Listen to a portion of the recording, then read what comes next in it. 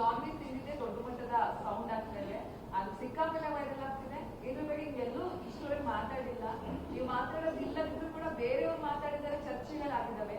ಈಗ ನೀವು ನಮ್ಗೆ ಸಂಗಿದ್ದೀರಾ ಸರ್, ಏನ್ ಹೇಳಕ್ ಇಷ್ಟಪಡ್ತೀನಿ? ಅಲ್ಲ, ಮೊದಲನೇ ಪ್ರಶ್ನೆನೇ ಇದೇ ಬರುತ್ತೆ ಅಂದ್ಕೊಂಡೆ, ಅದೇ ಬಂದಿದೆ. ಇಲ್ಲ, ಆ್ಯಕ್ಚುಲಿ ಅದಕ್ಕೆ I don't think I have to react ಅಂತ.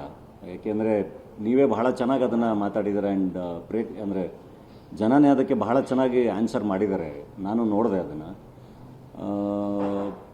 ಹಂಗೆ ನೋಡಿದ್ರೆ ಐ ಡೋಂಟ್ ನೋ ಇವಾಗ ಅದನ್ನು ಯಾರು ಪಿಕ್ ಮಾಡಿದ್ರು, ಹೆಂಗೆ ಪಿಕ್ ಮಾಡಿದ್ರು, ಅದು ನನಗೆ ಗೊತ್ತಿಲ್ಲ ಯಾಕೆ ಪಿಕ್ ಮಾಡಿದ್ರು ಅಂತ ಎಲ್ಲ. ಬಟ್ ನಾನು ಬಹಳ ಇನ್ನೋಸೆಂಟಾಗಿ ನಮ್ಮ ರಾಹುಲ್ ಅಂತ ನನ್ನ ಫ್ರೆಂಡ್ ಅಪ್ಪೂಸ್ ಬಿರಿಯಾನಿ ಓಪನ್ ಮಾಡಿಕೊಡಿ ಅಂತ ಕರೆದಾಗ ಓಪನ್ ಮಾಡಿ ಅವ್ನು ಭಾಳ ಪ್ರೀತಿಯಿಂದ ಊಟ ಆಫರ್ ಮಾಡಿದ, ಊಟ ಮಾಡ್ಕೊಂಬಂದೆ. ಐ ಥಿಂಕ್ ಟಗರು ಸಿನಿಮಾ ಆದಮೇಲೆ ಟಗರುಲಿ ಭಾಳ ಫೇಮಸ್ ಡೈಲಾಗ್ ಅದು, ಬೇಬಿ ಬಿರಿಯಾನಿ ಎಷ್ಟು ಚೆನ್ನಾಗಿದೆ ಗೊತ್ತಾ ಅಂತ. ಆ್ಯಂಡ್ ಪಾಪ್ಕಾರ್ನ್ ಮಂಗಿ ಟೈಗಲಲ್ಲಿ ನಾನು ಯಾರು ಗೊತ್ತಾ, ಶಿವಮೊಗ್ಗ ಸ್ಪೆಷಲ್ ಬಿರಿಯಾನಿ ಅಂತ ಹೇಳ್ತೀನಿ. ಅದಾದಮೇಲೆ ಮೋಸ್ಟ್ಲಿ ನಾನೊಂದು 10-15 ಬಿರಿಯಾನಿ ಅಂಗಡಿಗಳು ನಾನೇ ಓಪನ್ ಮಾಡಿದ್ದೀನಿ. ಅಂದರೆ ಬಹಳ ಜನ ಅಭಿಮಾನಿಗಳು ಕರೆದು ಇನಾಗ್ರೇಟ್ ಮಾಡಿಸಿದ್ದಾರೆ, ಮೈಸೂರಲ್ಲಿ ಮಾಡಿಸಿದ್ದಾರೆ, ಬೆಂಗಳೂರಲ್ಲಿ ಮಾಡಿಸಿದ್ದಾರೆ, ಆ್ಯಂಡ್ ಗದಗಲ್ಲಿ ಓಪನ್ ಮಾಡಿ ನನ್ನದೇ ಅಭಿಮಾನಿದೊಂದು ಹೋಟ್ಲು. ಆ್ಯಂಡ್ ಹೆಡ್ ಬುಷಲ್ಲಿ ಐ ಥಿಂಕ್ ಫುಡ್ ಬ್ಲಾಗರ್ ಜೊತೆ ಕೂತ್ಕೊಂಡು ಬಿರಿಯಾನಿ ತಿಂತಾನೆ ನಾನು ಹೆಡ್ ಬುಷ್ ಪ್ರಮೋಟ್ ಕೂಡ ಮಾಡಿದ್ದೆ. ಹಾಗಾಗಿ ನನಗೆ ಇದು ಈ ಥರ ವಿಷಯ ಪಿಕ್ ಆಗ್ಬೋದು ಅಂತ ಗೊತ್ತಿರಲಿಲ್ಲ. ಬಟ್ ಅದು ಪಿಕ್ ಆಯಿತು ಆ್ಯಂಡ್ ಅದು ಡಿಸ್ಕಷನ್ ಆಯಿತು, ವಿಚ್ ಈಸ್ ಓಕೆ. ಅಂದರೆ ಏನು ನಡೀತಾ ಇದೆ ಅಥವಾ ಸುತ್ತಮುತ್ತ ಅಥವಾ ಸೊಸೈಟಿಲಿ ನಾವು ಏನು ಯೋಚನೆ ಮಾಡ್ತಾ ಇದೀವಿ, ಹೆಂಗೆ ಯೋಚನೆ ಮಾಡ್ತಾ ಇದೀವಿ, ಅದೆಲ್ಲದು ಗೊತ್ತಾಗುತ್ತೆ ಅಟ್ಲೀಸ್ಟ್ ಈ ಥರ ಡಿಸ್ಕಷನ್ಗಳಾದಾಗ. ಸೋಷಿಯಲ್ ಮೀಡಿಯಾದಲ್ಲಿ ಈಗ ಪ್ರತ್ಯೇಕ ಇರೋದು ಹಸಿ ಬಿಸಿ ಅಂತಂದ್ರೆ ನೀವು ನಾನ್ ವೆಜ್ ತಿಂದಿದ್ದೆ ದೊಡ್ಡ ಮಟ್ಟದ ಸೌಂಡ್ ಆಗ್ತಾ ಇದೆ, ಅದು ಸಿಕ್ಕಾಪಟ್ಟೆ ವೈರಲ್ ಆಗ್ತಿದೆ. ಇದ್ರ ಬಗ್ಗೆ ಎಲ್ಲೂ ಇಷ್ಟೊಳಗೆ ಮಾತಾಡಿಲ್ಲ, ನೀವು ಮಾತಾಡೋದಿಲ್ಲದಿದ್ರು ಕೂಡ ಬೇರೆಯವ್ರು ಮಾತಾಡಿದರೆ ಚರ್ಚೆಗಳಾಗಿದ್ದಾವೆ. ಈಗ ನೀವು ನಮ್ಗೆ ಸಂಗಿದ್ದೀರಾ ಸರ್, ಏನ್ ಹೇಳಕ್ ಇಷ್ಟಪಡ್ತೀನಿ? ಅಲ್ಲ, ಮೊದಲನೇ ಪ್ರಶ್ನೆನೇ ಇದೇ ಬರುತ್ತೆ ಅಂದ್ಕೊಂಡೆ, ಅದೇ ಬಂದಿದೆ. ಇಲ್ಲ, ಆ್ಯಕ್ಚುಲಿ ಅದಕ್ಕೆ I don't think I have to react ಅಂತ.